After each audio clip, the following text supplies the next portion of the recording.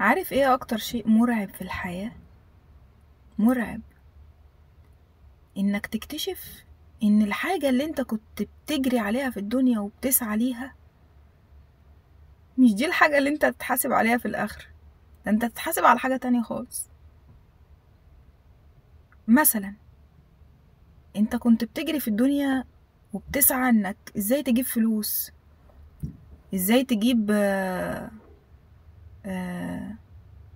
يعني يبقى عندك فلوس كتير، ازاي تسافر، ازاي تعمل ده، وازاي تنتصر على ده، وازاي تأذي الشخص ده، وازاي تختبر الانسان ده فتحطه تحت ضغط نفسي وتخرجه عن شعوره وتتعب نفسيته، ويبقى انت كده انتصرت عليه وانت كده راجل ذكي وممتاز، يعني ان انت خرجت الانسان ده عن شعوره واكتشفته مثلا على حقيقته وانت بتأذي شخص.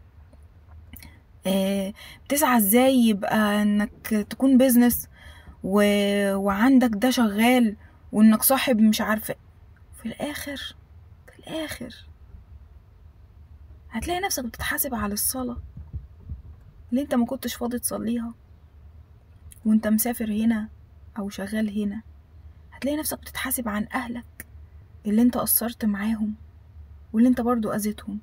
هتلاقي نفسك بتتحاسب عن الشخص اللي انت ظلمته واستفزيته وخرجته عن شعوره عشان تختبر مدى صبره. هتلاقي نفسك ناس بتقتص منك يوم القيامة انت ظلمتهم وأذيتهم لأجل البقاء، لأجل العيش والبقاء، حرب البقاء.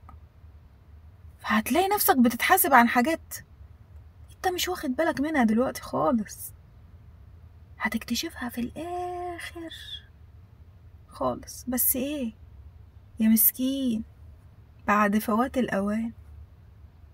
بعد فوات الأوان مش هتتحاسب على الشغل اللي انت ازاي تصحى بدري و... وازاي تأدي شغلك كويس وتجيب فلوس ومش عارف. انت ناسي ربنا اصلا، وانت بتاكل حقوق الناس، وانت ظلمت ده، وانت اذيت ده، وانت كلت حق ده، وانت للأسف تحاسب على حاجات تانية خالص. فخلي بالك واسعى دايما انك ما تظلمش حد ولا تأذي حد، وحط في دماغك كده كأنك هتموت بكرة. هتلحق تعمل ايه لو انت هتموت بكرة؟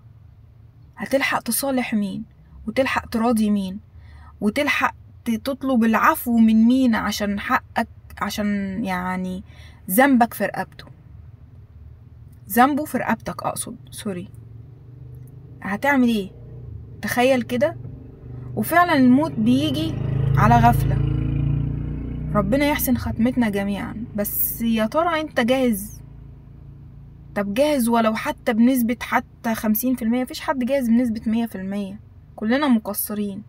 بس الفكرة انك تكون عبد اواب زي ما انا شرحتها لكم في الفيديو اللي فات، ان انت تغلط وتخطئ وترجع لربنا تاني. ارجع لربنا تاني. ربنا فاتح ابواب السماء دايما، وربنا فاتح لنا دايما ابواب ان هو يغفر لنا.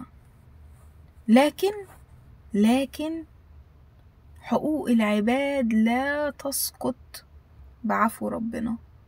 ربنا بيسامح في حقه. وده كل فيديو انا هفكرك بيه، كل فيديو هفكرك عشان اللي ظلم ما يفتكرش ان هو لما يقول استغفر الله يا رب سامحني فربنا هيسامحه. لا، ده انت حقك يعني متعلق في رقبتك. ذنب الناس ده متعلق في رقبتك بعفو الناس. روح اطلب منهم السماح يسامحوك قبل فوات الاوان، قبل ما تبقى متر في متر. ومش هتلاقي حتى يطلع لك صدقة بعدها، ولا حتى يطلع لك كفن حتى صدقة. والله العظيم هتلاقي الكل، انت مثلا لو شخص معاك فلوس هتلاقي الكل عايز يلحق، اللي يلحق لهدومه، واللي يلحق المقتنيات، واللي يلحق الفلوس. محدش هيفكر فيك يا غلبان. انت هتقعد بقى بتتحاسب حساب الملاكين بقى، مين ظلمته ومين خدت حقه ومين اذيته ومين عملته. ليلتك بيضة. الحق نفسك، الحق نفسك. يلا، سلام عليكم.